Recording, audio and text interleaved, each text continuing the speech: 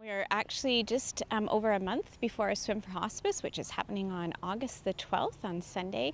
And our committee has been working hard, and our different volunteers that are helping out on the organizing committee itself. The Swim for Hospice is actually one of our signature events that we have.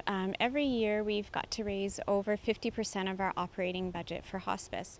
And we have signature events such as the Hike for Hospice, our Purple Tea Party, our Swim for Hospice, and also the Create a Swim, which is part of the Swim for Hospice.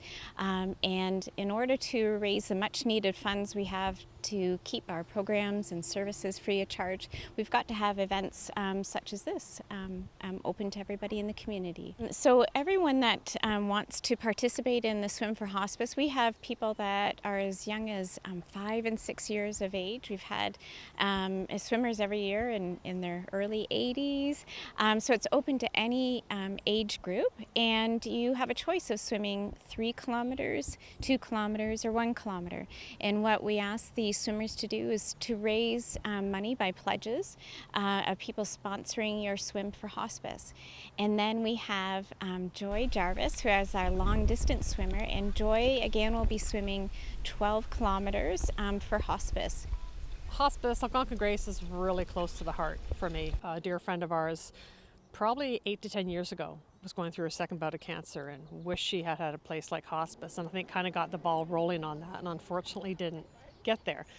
So just thinking of her and all the support I'm getting with community, friends, and Algonquin Grace, it's awesome. And 7 years going and probably more to come. I guess it makes me feel kind of, goosebumps inside. I mean, just to kind of come in and everyone's cheering and, it's something that I started, but everyone's in there with me.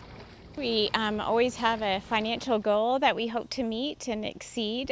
This year it's $25,000 that we're hoping to raise for Hospice Huntsville to go towards our operating costs for the organization itself.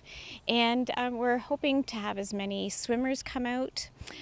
We also always need volunteers to help the day of. We have volunteers for our support crew that can either paddle a kayak or drive a motorboat. But it's a fun, really a fun family-oriented event.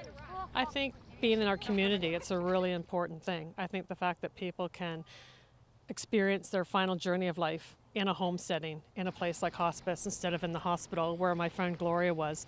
And it's just a really comforting feeling for them in their final journey of life.